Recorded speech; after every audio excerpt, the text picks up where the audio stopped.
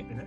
Vou falar sobre as 10 coisas que eu faria diferente se eu estivesse entrando no curso de arquitetura, se eu estivesse no primeiro semestre, né? Então, dicas aí para quem está começando, para quem está no primeiro ou segundo semestre aí, sobre o meu ponto de vista, né? Primeiro, não ser perfeccionista, tá?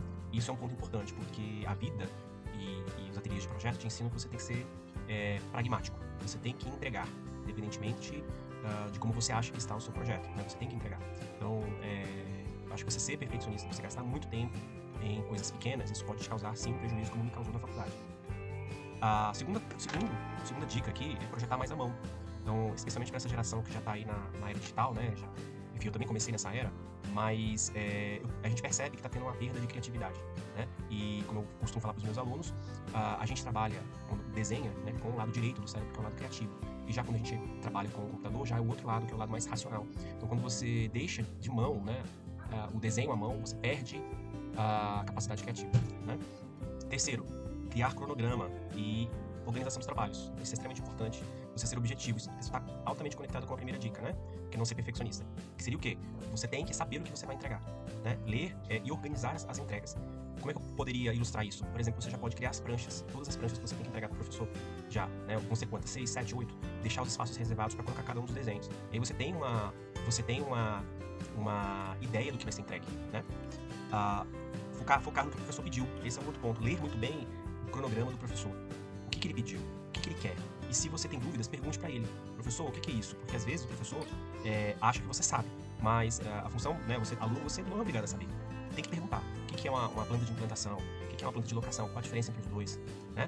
Então, essas são questões extremamente importantes de você saber e perguntar e organizar na sua entrega. 6. Focar no que aprendi, não na nota. Então, independentemente da nota que você tirou, pense assim, o quanto eu progredi. Especialmente em trabalho em grupo, porque trabalho em grupo, às vezes, o aluno tira uma nota que não é dele, né? Ele não colaborou tanto na equipe. Então, o que adiantou? O que você aprendeu esse semestre? Né? Daquilo que você fez, os trabalhos e da disciplina. Isso que é importante, mais do que nota, né? Estagiar mais, esse é um ponto importante. Eu fiz 3 estágios durante a minha graduação, mas foram estágios curtos, assim, de 6, 7 meses. E, então, assim, eu senti falta de ter estagiado mais durante mais tempo, né? Então, para vocês que estão aí começando, a minha sugestão é fique pelo menos um ano em cada um deles, né? O ideal é ter 3, 4 experiências profissionais de diferentes áreas para você perceber o que realmente você quer na sua vida, né? Continuar os estudos, né, depois de formado. Eu acho que isso também é extremamente importante, como a arquitetura é um campo muito abrangente, né? Ele precisa de especialização. Então, já desde os últimos semestres aí, essa é uma dica para quem tá no final, né? Pensa, já vai programando assim, qual é a área que eu quero fazer? Quais são os melhores cursos? Quanto custa um curso de especialização na área que eu pretendo, né? Ou mestrado, né? Então, pense nisso, né? Já aí quando você estiver ali no 8º, no 9º, para imaginar como vai ser a sua carreira, né?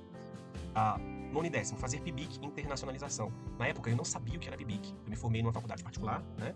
E era muito pouco divulgado na época, não sei como está hoje lá. Eu fiquei sabendo que era PIBIC quando eu fui fazer uma viagem com os alunos da UNB.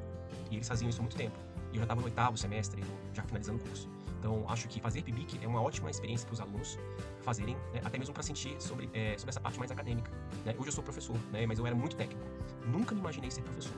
E eu confesso para vocês que é uma profissão muito maravilhosa, né? Então, talvez se eu tivesse feito um PIBIC, eu já teria focado na minha carreira nesse lado muito antes, né? E também entra nesse pacote de internacionalização, que é o quê? Você fazer intercâmbio. Eu acho que para o arquiteto, viajar é muito importante. Conhecer outras áreas, conhecer outras culturas. Então, é uma dica aí, quando a gente viaja, a gente também está estudando, né? E por último, ler mais.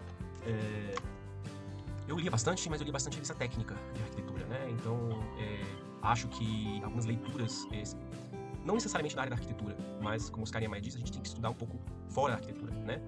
Ganhar bagagem em outros conhecimentos de outras áreas, né? Então eu senti, sim, uma falta de ler um pouco mais livros, né? De arquitetura e também de outros setores. Mas um livro que eu gostei muito de ler na faculdade foi A Arquitetura da Felicidade. Foi um livro que me fez pensar e me motivou a continuar na arquitetura. Então, estudar além daquilo que está na sua frente é importante, né?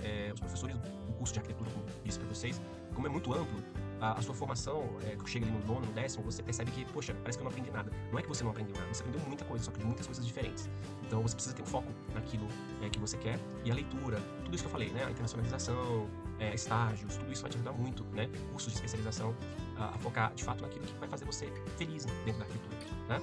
Então ficam aí as 10 dicas para vocês, que eu faria diferente. Quem sabe, né? Eu vou fazer exatamente isso na engenharia agora que eu tô pensando, né? Então um abraço, pessoal. Tchau, tchau.